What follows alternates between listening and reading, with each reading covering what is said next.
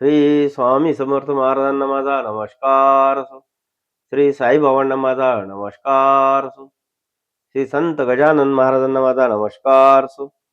पुण्यक्षेत्री धार्मिक ग्रंथांचे पारायण करण्याची पूर्वापार पद्धत आहे. म्हणून बाबांच्या दर्शनास येणारा कोणी भक्त मशिदीत वा मुक्कामी ग्रंथांचे पारायण करीत असे, तो त्या ग्रंथाची प्रत विकत घेऊन माधवरावांच्या हस्ते बाबांना देई.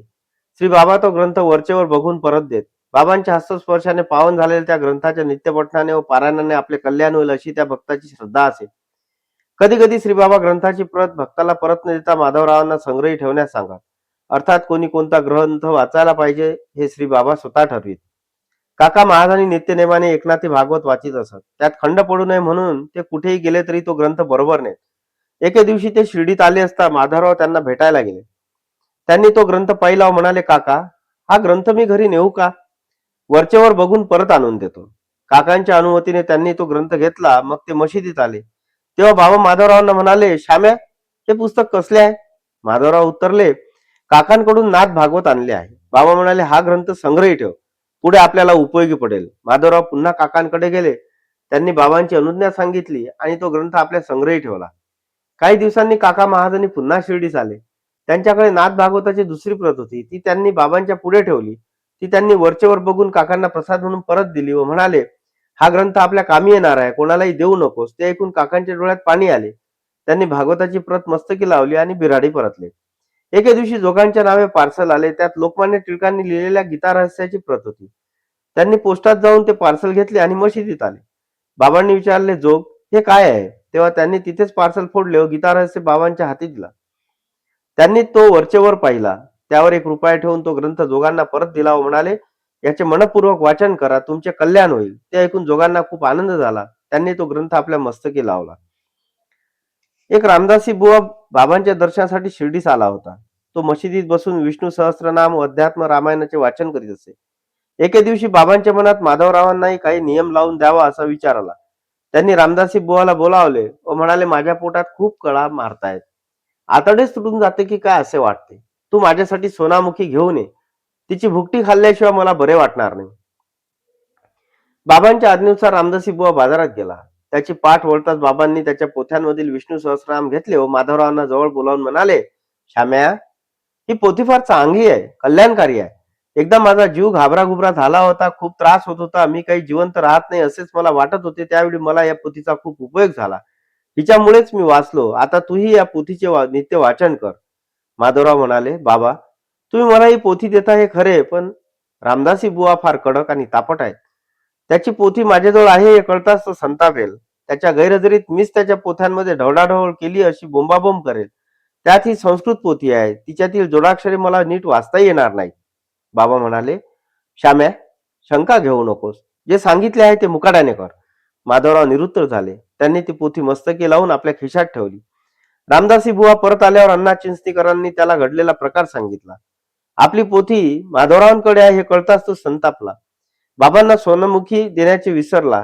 यानेच बाबांना मध्ये घालून माझी पोथी घेतली असा आरोप करू लागला. तो माधवरावांना म्हणाला, माझी पोथी मला परत दे, नाही तर मी डोकेच फोडून घे. माझ्या वस्तूंवर तुझी नजर कशासाठी? बाबांना पुढे करून स्वतः मागे राहतोस. तू किती कपटी आहेस हे मला माहित आहे. माधवरावांनी त्याला समजावण्याचा खूप प्रयत्न केला, पण तो ऐकेच ना. तेव्हा माधवराव चिडले. ते म्हणाले, माझ्यावर आरोप करू नकोस. तुझी पोथी काय सोन्याची आहे? तिला हिरे जडले आहेत. ती बाजारात मिळत नाही. तुझा बाबांना विश्वास नाही हेच खरे. त्या दोघांना भांडताना पाहून बाबा रामदासी बुवाला म्हणाले, अरे श्याम्या, आपलाच आहे ना, मग त्याच्याशी कशाला भांडतोस? तू नित्यनेमाने इतक्या पोथ्या वाचतोस, पारायणे करतोस, तरी तुझे मन अशुद्ध कसे? अरे विष्णू सहस्त्रनामाचे आवर्तन आणि अध्यात्म रामायणाचे वाचन करणाऱ्याने किती हळुवार आणि गोड बोलायला हवे. तू रामदासी आहेस. तू शांत, प्रगल्भ, अलिप्त, उदास असायला हवे.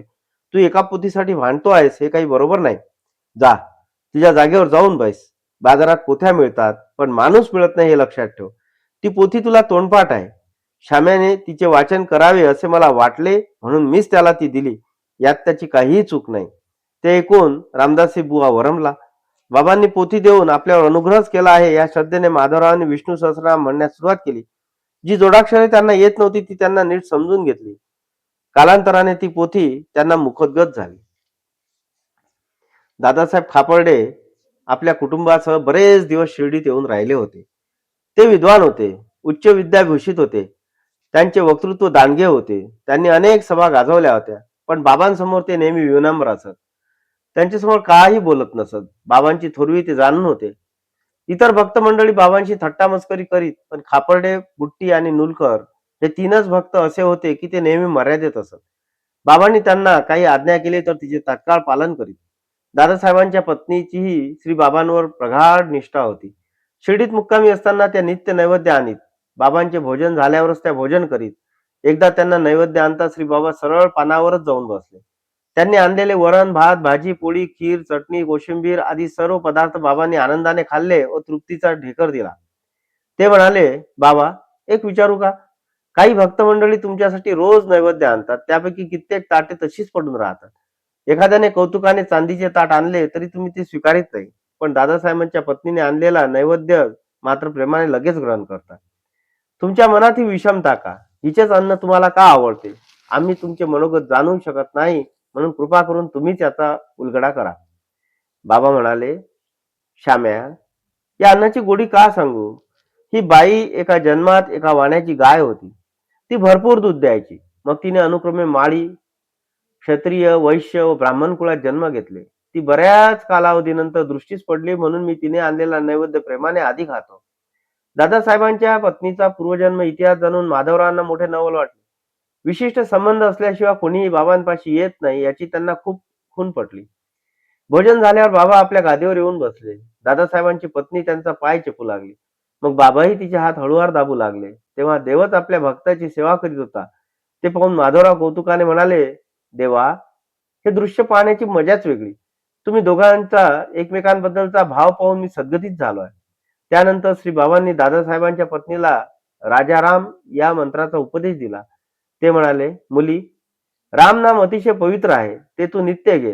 त्याने तुझे मन शांत होईल, जीवन सफल होईल. त्या आशीर्वादाने दादासाहेबांच्या पत्नीला खूप आनंद झाला. श्री बाबांकडून मंत्रदीक्षा मिळाल्याने तिला कृतकृत्य वाटले.